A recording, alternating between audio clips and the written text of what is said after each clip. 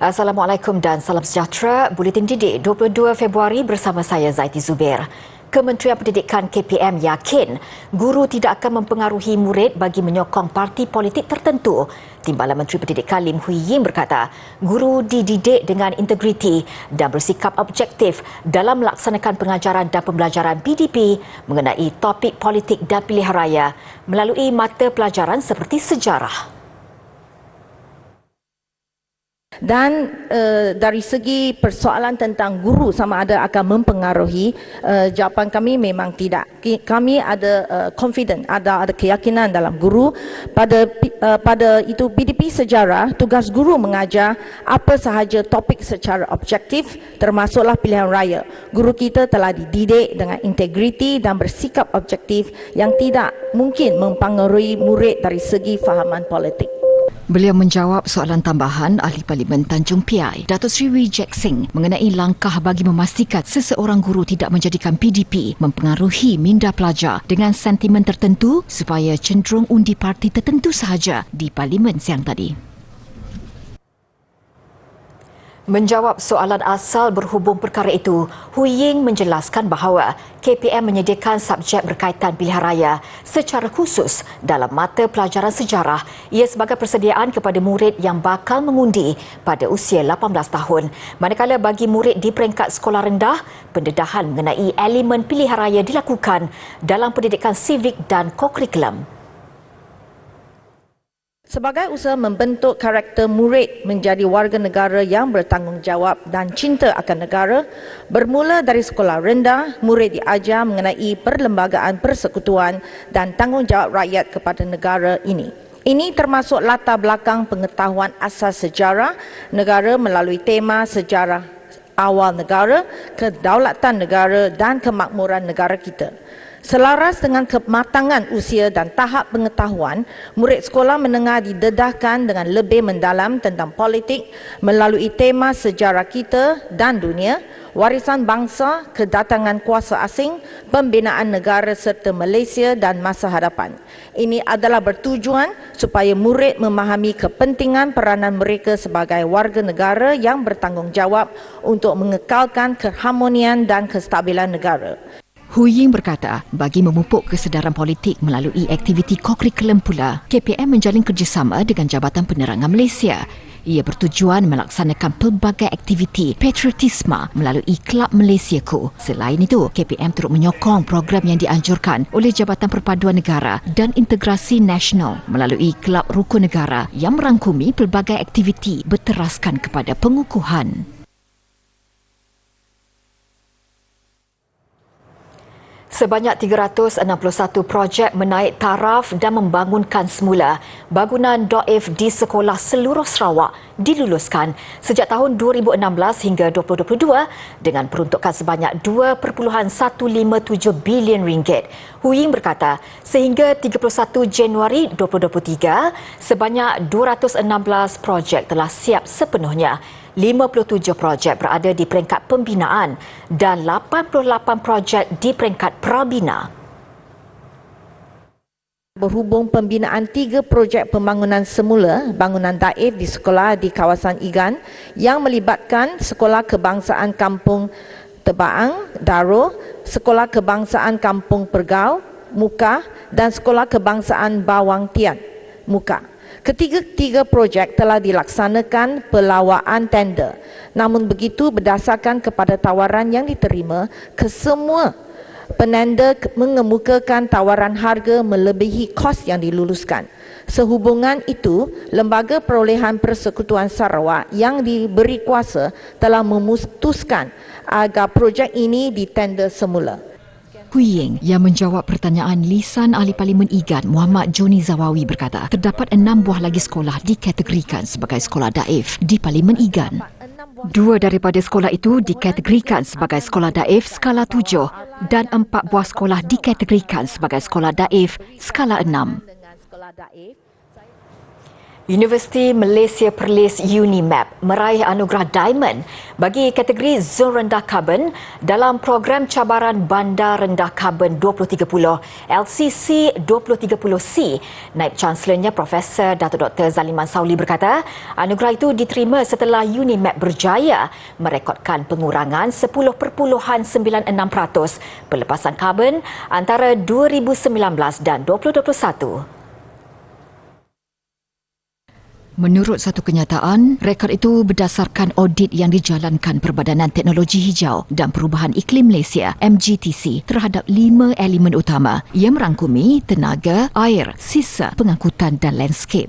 Program anjuran MGTC itu bermatlamat mengurangkan intensiti jumlah pelepasan karbon sejajar dengan komitmen Malaysia untuk mengurangkan 45% pelepasan gas rumah hijau GHG menjelang 2030. Profesor Datuk Dr. Zaliman berkata, UNIMAP sentiasa komited untuk mewujudkan persekitaran kampus yang lestari sekaligus menyokong agenda negara bagi menangani masalah perubahan iklim. Proses pemisahan Fakulti Komunikasi dan Pengajian Media FKPM Universiti Teknologi Mara UiTM akan disegerakan. Naib Chancelornya Profesor Datuk Dr. Rozia Muhammad Jano berkata, proses itu dilaksanakan selepas Kementerian Pengajian Tinggi KPT 2 hari lalu memutuskan FKPM Universiti itu tidak akan digabungkan dengan Fakulti Sains Komputer dan Matematik FSKM dan Fakulti Sains Informasi FSI seperti yang diumumkan Oktober lalu. Menurutnya, keputusan itu diterima secara positif dan pemisahan FKPM bakal melalui beberapa proses dan jawatankuasa. KPT pada mulanya memohon agar ia dilakukan secara serta-merta, namun ia tidak dapat dilakukan kerana beberapa sebab, antaranya ketika ini pelajar sedang menjalani peperiksaan. Selain itu, proses berkenaan juga bakal melibatkan penelitian terhadap surat tawaran pelajar yang akan membabitkan beasiswa dan pinjaman diterima oleh mereka. Jelasnya, beliau bersama pengurusan tertinggi UiTM akan melaksanakan perbincangan dalam masa terdekat bagi melantik Dekan Interim FKPM. Dekan sedia ada dalam keadaan tidak sihat. Presiden Majlis Profesor Negara MPN Profesor Emeritus Datuk Dr. Radwan Cik Ros dilantik sebagai pengerusi Lembaga Pengarah Universiti Teknologi Mara UiTM yang baharu bagi tempoh 3 tahun berkuat kuasa 15 Februari lalu. UiTM dalam kenyataannya memaklumkan pelantikan Profesor Emeritus Datuk Dr. Radwan dipersetujui Menteri Pendidikan Tinggi Datuk Seri Khalid Nordin bagi menggantikan Profesor Emeritus Tan Sri Dr. Ibrahim Abu Shah. Profesor Emeritus Datuk Dr. Radwan adalah anak kelahiran Alur Gajah Melaka dan mendapatkan pendidikan peringkat ijazah pertama di Universiti Melaya, sarjana di University of Stirling, Scotland dan PhD di Leeds Business School, University of Leeds, United Kingdom. Beliau pernah menjadi Naib Chancellor Universiti Malaysia Kelantan UMK dan Timbalan Naib Chancellor Akademik dan Antarabangsa Universiti Pertahanan Nasional UPNM.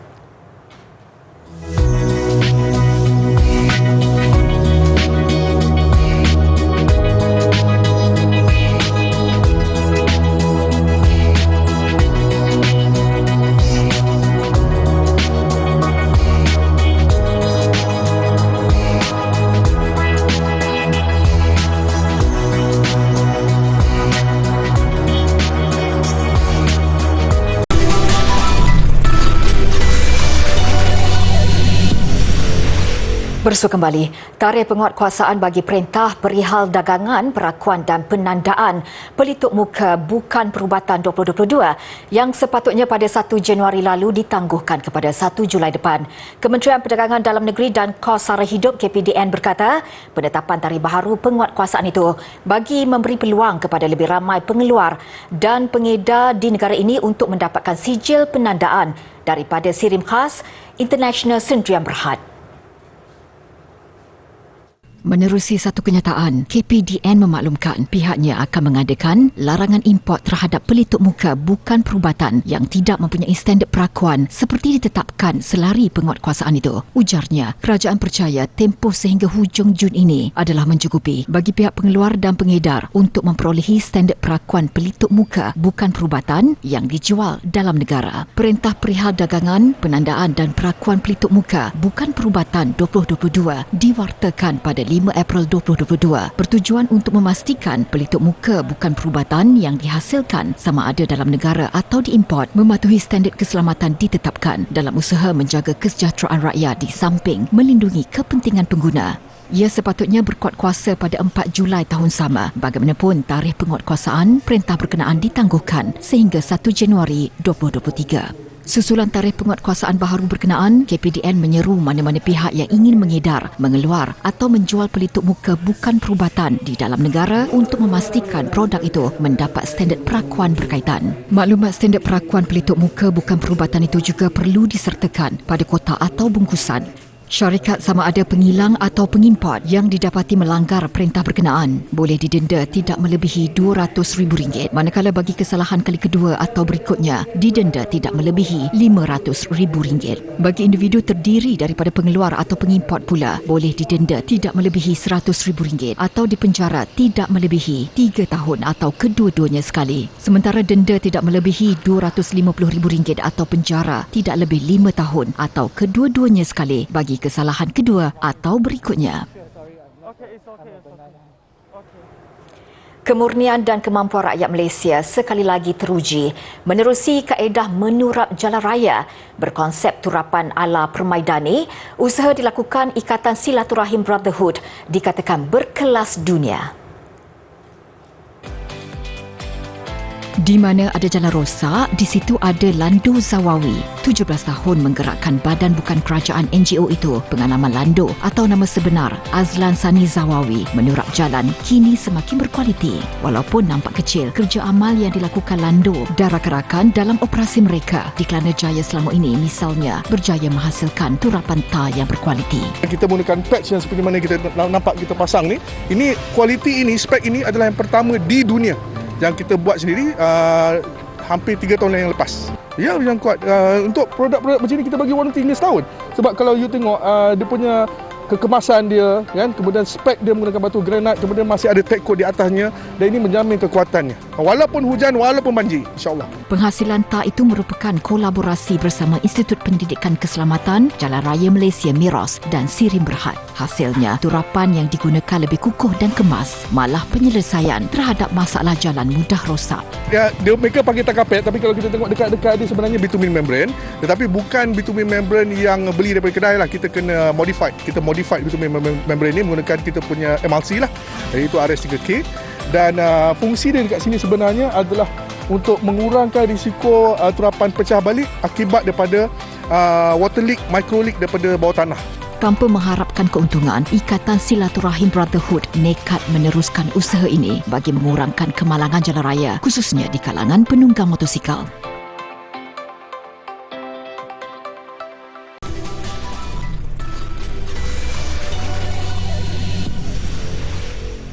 Jerman mengalami kerugian 100 bilion euro atau 471 bilion ringgit tahun lalu berikutan konflik di antara Rusia dan Ukraine.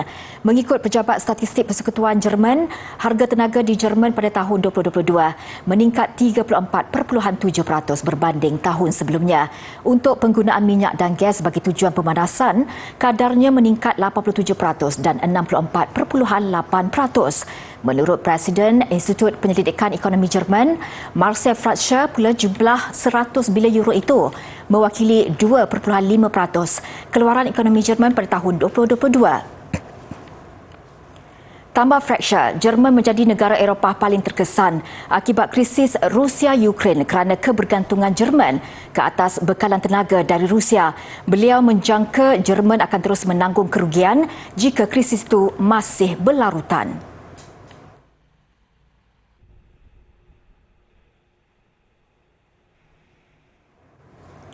Langkah Bandar Temora di Tenggara Australia meningkatkan kemudahan kepada golongan buta dan cacat penglihatan pantas membuka mata. Hasilnya, semakin banyak kedai di bandar itu meletakkan tulisan Braille di pintu masuk premis mereka, manakala di sekolah pelajarnya terus digalakkan untuk mempelajari tulisan itu. Paddy Wallace, 6 tahun, antara murid yang tekun belajar membaca tulisan Braille. Wallace mula menjadi buta pada usia 8 bulan selepas dia menjalani pembedahan bagi membuang tumor pada saraf optiknya. Bagi jangka panjang, seorang pakar mata turut disediakan untuk membantu Wallace berjalan di dalam bilik darjah dan keluar. Preparing him to walk through the door, just specifically to literally walk through the door. How would he find and navigate his way to the classroom to then be here on that first day of kindy and hold his hand and walk in? Was just incredible, and I cried the rest of the day. Di sebalik perkembangan teknologi, tulisan Braille masih memainkan peranan penting dalam kehidupan orang buta dan cacat penglihatan. We continue to teach all students the importance of reading and writing, and that's just the same for a blind person. It allows for creativity, it allows for imagination. Langkah itu menjadi lebih mudah apabila kumpulan sukarelawan turut membantu pekedai memasang tulisan Braille di depan pintu masuk premis mereka. Setakat ini, lebih 100 premis perniagaan menyertai projek itu. Kira-kira 60,000 penduduk Jepun memohon untuk menyaksikan hari terakhir panda yang dilahirkan di negara itu sebelum ia diserah kepada China. Daripada jumlah itu, hanya 2,600 daripada mereka dibenarkan menyaksikan detik bersejarah itu semalam. Beberapa orang daripada mereka, terutama wanita, tidak dapat menahan sebab menyaksikan panda yang diberi nama Xiang-Xiang ini. Xiang-Xiang dilahirkan hampir 6 tahun lalu dan sejak itu ia terus menjadi antara tarikan popular di Zoo No Tokyo. Ia terpaksa dihantar ke China di bawah syarat bahawa China masih memegang hak milik ke atas semua panda yang dipinjamkan ke zoo-zoo di seluruh dunia termasuk keturunan mereka. Xiang-Xiang tambah popular apabila ia adalah panda pertama dilahirkan di Zoo Jepun dan masih hidup sehingga kini. Ibu bapa Xiang-Xiang dan 2 ekor adiknya yang dilahirkan pada tahun 2021 masih dikekalkan di Zoo Uno. Tahun 2012, anak pertama daripada pasangan itu mati sejurus dilahirkan.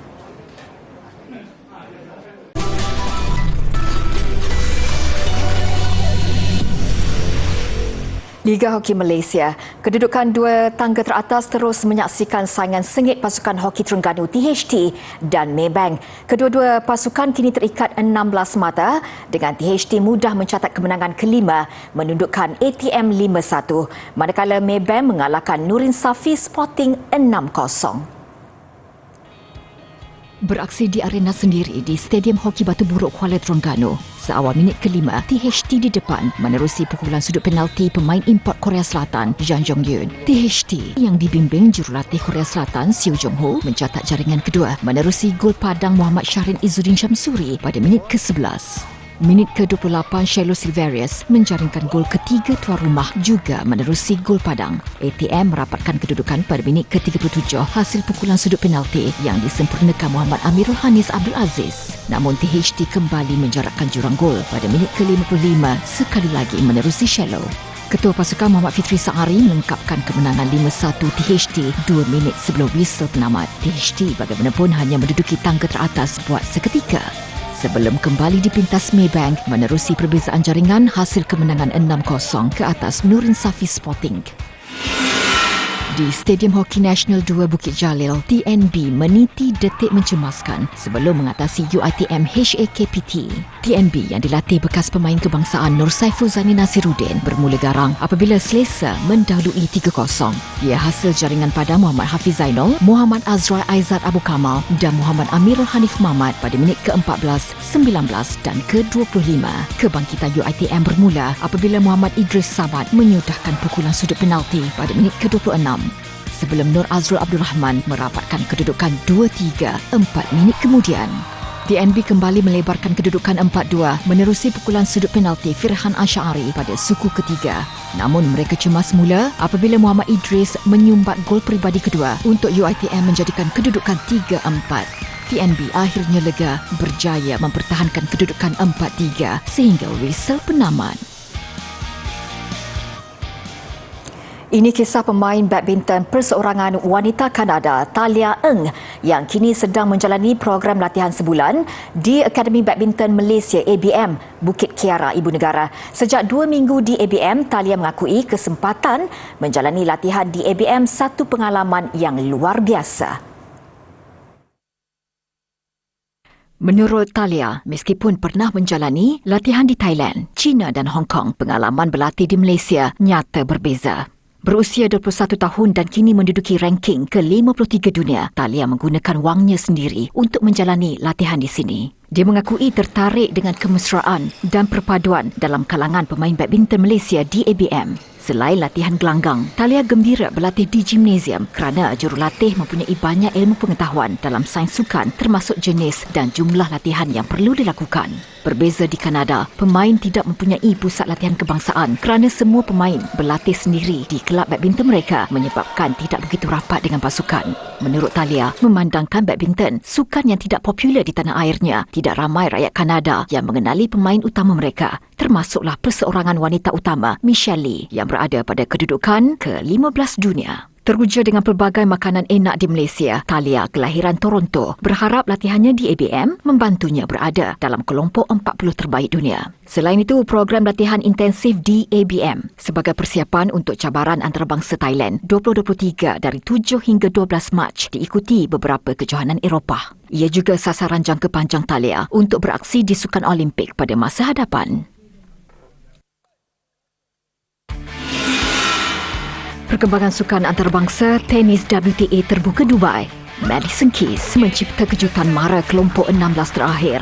Pemain Amerika Syarikat itu menewaskan pilihan keempat dari Perancis, Caroline Garcia. Pertembungan Garcia dan Keys berlangsung sengit sejak awal permainan dengan kedua-dua pemain saling mengejar mata. Namun Keys menampilkan kelas tersendiri menamatkan set pertama 7-5. Tetap mendebarkan pada set kedua, Keys terus menampilkan kawalan gelanggang kemas untuk menang set kedua 6-4. Lawan Keys berikutnya, satu lagi halangan sukar, bintang Belarus, Victoria Azarenka. Visual penduduk Siberia membina bandar iglu pada Festival Iglu mengakhiri buletin didik. Seperti yang dilakukan mereka pada semua festival itu sebelum ini, semua iglu itu akan dibiarkan di situ sehingga ia mencair dengan sendirinya semasa ketibaan musim panas. Saya Zaiti Zubir, Assalamualaikum dan salam hormat.